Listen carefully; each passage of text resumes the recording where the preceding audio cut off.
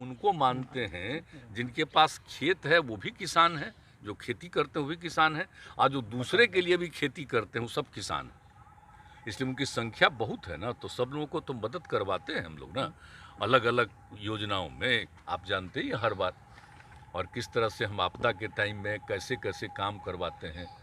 कहते हैं कि आपदा पीड़ितों को पहला अधिकार है सरकार के खजाने पर।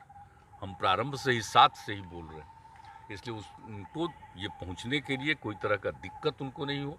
लेकिन अब थोड़ा ये एक तरह से जो देखते हैं, हम तो कल भी घूम रहे थे तो जगह जगह जो वर्षा हो रहा था, तो हुआ कि चलिए कम से कम पानी पड़ रहा है तो जितना भी लगाया है अब वो सुरक्षित रहेगा। दूसरी बात है कि पानी पड़ जाएगा तो नीचे से जो सबके घर में हम लोग जल पहुंचा रहे हैं, तो अगर पानी पड़ रहा है तो थोड़ा सा नीचे वाला लेवल ठीक हो जाएगा। तो ये सब देख करके अच्छा लगा है कि थोड़ा बहुत अब तो कम से कम वर्षा हो रहा है। अब खेती के लिए कोई ये नहीं, हाँ, लेकिन इसके बाद वाला जो कुछ करेगा तो उसमें कर सकता है। तो ये सब चीज़ को हम देखें, एक एक चीज़ को देखें, लेकिन कौन क्या बोलता है आप पूछ लीजिए। हमने पूछा उनसे तो कि भाई आप बोल रहे हैं भ्रष्ट सरकार है, लेकिन तेजस्वी यादव जी तो नीतीश जी की तारीफ कर रहे हैं, उनके आपने शायद कहा था उस पर उन्होंने कुछ इस्तीफा की बात कर दी थी। नहीं, वो उसका एक स्टेटमेंट आया था, तो जो स्टेटमेंट आया तो हमने वही पूछा कि हुआ क्या है, और जैसे ही जो देखा था हमने अधिकारियों को कह दिया कि इसको देख लीजिए, अगर मंत्री हैं और उसके आदमी दिमाग में ये सब बात हुई तो उस डिपार्टमेंट के बारे में पूरी जानकारी लीजिए। हम जानना चाह रहे थे, लेकिन अब जानना चाह रहे थे, उसको बोलने के बजाय चल दिया, बहुत समझाया गया सारे लोग। तो इस्तीफा आप देने के लिए नहीं, आप पूछ लीजिए इनसे, डिप्टी सीएम साहब से पूछ लीजिए, सारी बात आपको बता देंगे। कल हमने बात किया उनसे तो वो अड़े हुए हैं कि अभी भी कि सारे अधिकारी भ्रष्ट हैं, चोरों के सरदार हैं, अपने बयान पर कायम 17 साल से भ्रष्ट सरकार है। देख लीजिए कि अगर कोई ये बात बोल रहा है, आप डिप्टी सीएम साहब से पूछ लीजिए, क्योंकि हम तो मौका दिए कि भाई क्या कोई मामला है तो बताइए। अब कोई बाहर कुछ बोल रहा है तो वही लोग देख करके बता देंगे, ठीक, पूछ करके आपको। हमने तो पूछा ही कि जरा बताइए भ्रष्ट सरकार सही में है? क्या बात करते हैं आप एग्रीकल्चर का? आप ही लोग जांच कर न लीजिए, जो उसका सेक्रेटरी है इससे बढ़िया कोई आदमी है?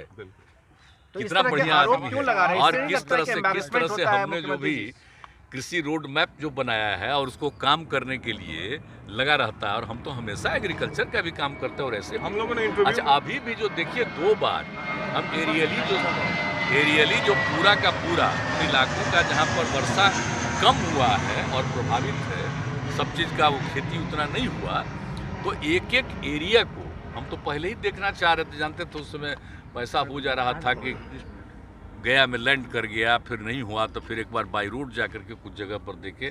लेकिन हमने कहा कि भाई अब हो गया, अब तो कोई अब लगा नहीं सकता है, तो इसके लिए पूरे तौर पर जा कर के और अन्य फसलों के लिए सरकार की तरफ से दिया जा रहा है कि जो नहीं लगा पाए आप धान की नहीं कर रहे हैं, तो अब इसको करने के लिए तो सब कुछ जो किया गया है, तो उसी के लिए हमने कहा। तो हम 2 दिन मैंने पूरा इलाका हम देख लिए। तो उसमें कौन था मेरे साथ बोलिए?